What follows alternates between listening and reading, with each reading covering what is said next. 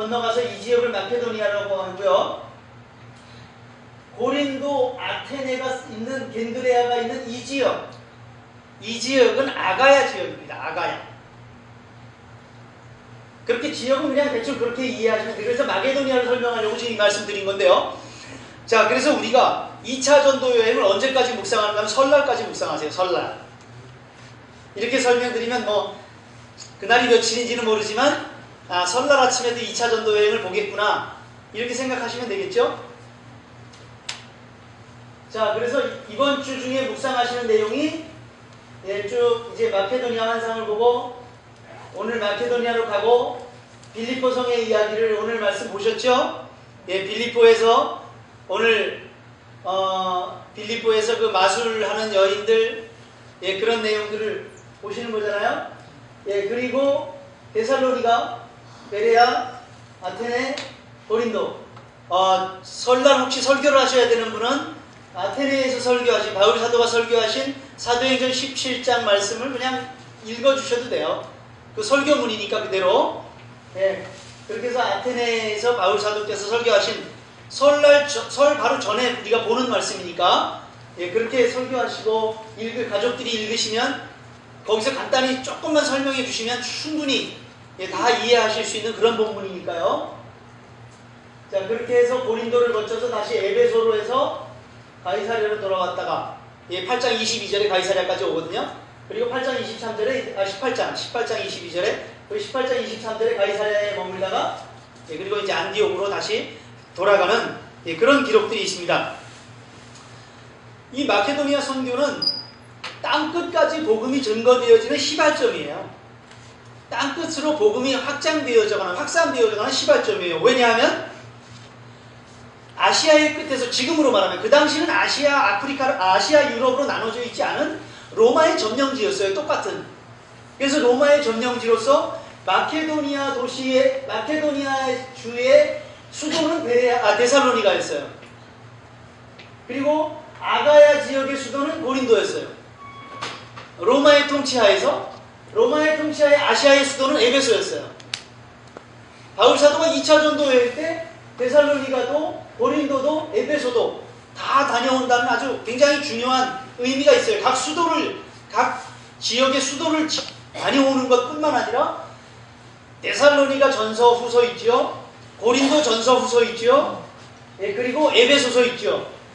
이 세 지역의 수도에 보낸 편지가 지금 우리 성경에 들어와 있다는 거죠. 그런 면에서 2차 전도 여행의 중요성이 있어요. 그래서 2차 전도 여행 묵상을 잘 하시라는 말씀을 드리고 싶습니다. 자, 아무튼 아시아에서 유럽으로 가는 건 지금 우리 개념인데 지금 우리 개념으로 봐도 땅끝으로 복음이 확산되어지는 시발점이 되는 것이 마케도니아 선교다.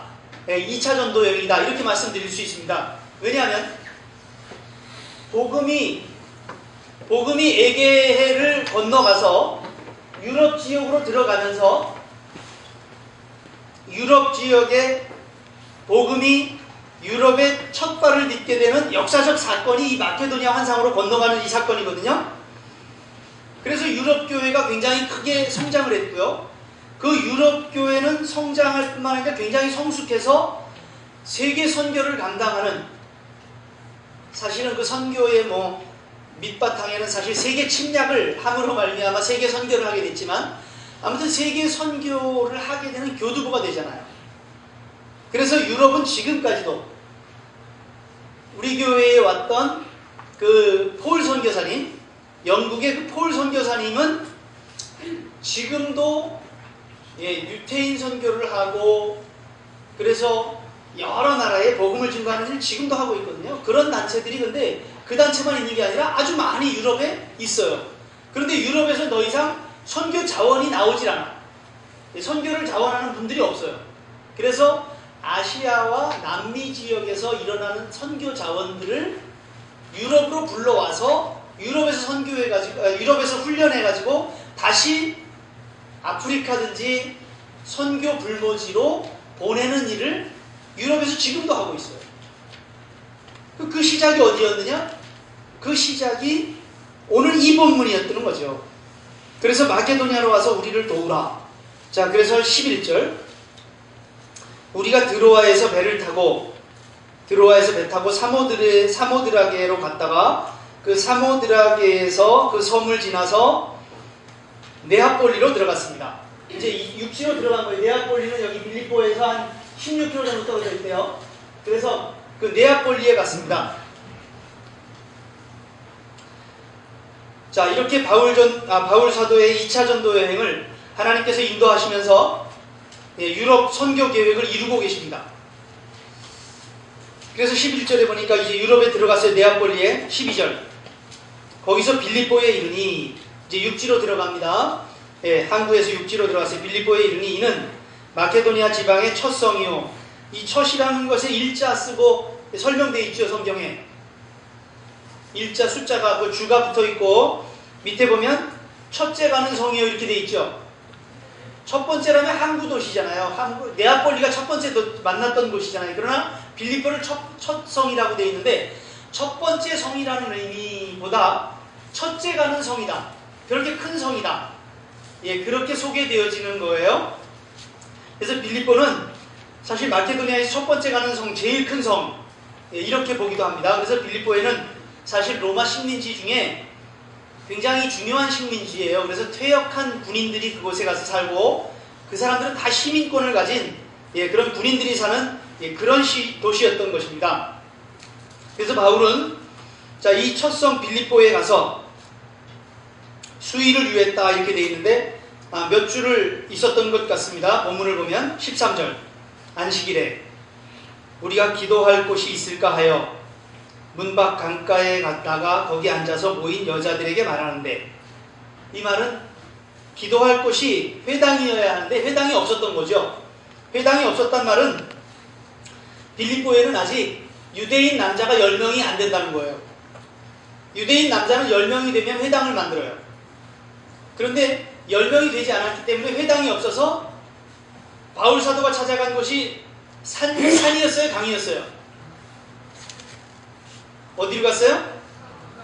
강가로 갔습니다. 문 밖 강가에 나가. 왜 강가로 갔는가 하면 유대인들은 안식일이 되면 물가에서 정결 예식을 하고 그리고 그곳에서 모임을 했답니다. 그러니까 정결 예식을 하려면 꼭 뭐가 필요해요? 물이 필요하죠. 그래서 물가에서 그들이 모였대요. 그래서 이제 물가에 나간 거죠. 물가에 가면 분명 유대인들이 모일 거다 라는 게 이제 바울 사도의 계산인 거예요. 그래서 그 물가에 갔고 그 물가에 나가 보니까 여자들이 앉아 있는 거죠. 그러니까 회당이 없었던 게 맞죠. 남자들이 10명이 앉아서 회당이 지금 안 생긴 거고, 그래서 여자들만 모여 있는 거예요. 그래서 그 여자들에게 바울 사도가 복음을 증거한 거죠. 그래서 아까 말씀드렸듯이 우리나라 상상하면서 빨래터니까 여자들이 모여 있겠지.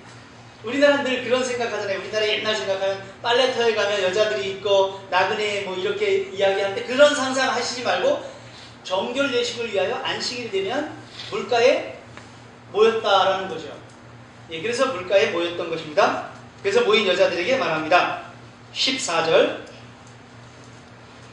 그렇게 바울 사도가 복음을 전할 기회를 만들어서 지금 만나고 있는데 두아디라시에 있는 자색 옷감 장사로서 하나님을 섬기는 루디아라고 하는 한 여자가 말을 듣고 있을 때 주께서 그 마음을 열어 바울의 말을 따르게 하신지라. 두아디라에서 왔습니다. 두아디라는 마게도니아의 시가 아니고요. 두아디라는 요한계시록에 나오는 7개 교회 중에 한 교회가 있는 지역이에요. 그러면 여기는 어디에? 마게도니아가 아니라 아시아에 있는 도시예요. 아시아에. 그래서 두아디라는 여기 있어요. 여기 에베소에 있는데, 여기 에베소 숫자 있는데 이쯤에. 이런 지역에 있는 도시예요. 그 도시에 원래 이쪽 지역이 지금도 이 터키 사람들이 그 염료 같은 걸로 해서 이렇게 옷, 직조 이런 것들 잘하잖아요. 그런 거 많이 나오잖아요. 두아디라 사람이 옷감 장사하는 건 너무 자연스러운 거예요. 그 당시나 지금이나. 그런 것이 발달되어 있는, 직조 기술이 발달되어 있는 곳이었기 때문에. 그래서 두아디라에서 온 루디아라는 여인이 바울 사도의 말을 듣습니다. 그런데 14절에 보니까 듣고 있을 때 주께서 그 마음을 열어 바울의 말을 따르게 하신지라. 루디아가 말씀을 들을 때 그 마음을 열어서 그 말씀을 따르게 하신 분은 하나님이세요. 주님께서 하신 것입니다. 아, 우리 집에 누구누구 정말 말씀을 아무리 전해도 안 들어. 이런 생각이 우리 안에 있잖아요, 때때로. 그 마음을 열어주시는 이는 주님이십니다. 기도하셔야 돼요. 예, 하나님 정말 마음을 열어주시고 하나님의 말씀이 들리게 하시고 하나님이 계심을, 살아계심을, 역사하심을 보게 하시고 깨닫게 하시고 인정하게 해주십시오. 기도해야죠. 그래서 루디아가 마음을 열고 말씀을 듣기만 한 게 아니라 마음을 열고 따르게 됐다는 말씀을 소개하고 있습니다. 신앙은 그거죠. 말씀을 듣고 따르는 것까지 성령님이 그 일을 하시도록 우리를 감동시켜 주시는 겁니다. 그래서 우리가 말씀을 들을 뿐만 아니라 따르게 되는 거죠. 그런데 루디아가 말씀을 듣고 따른 데서 끝난 게 아니고 15절에 보니까 그와 그 집이 다 세례를 받았어요. 우리 앞에서도 이런 본문 보셨죠? 그와 그 집이 다 세례를 받고 누구죠? 베드로에게 다 받은 가정? 고넬료의 가정이 그랬습니다. 고넬료와 고넬료의 가정이 다 세례를 받았습니다.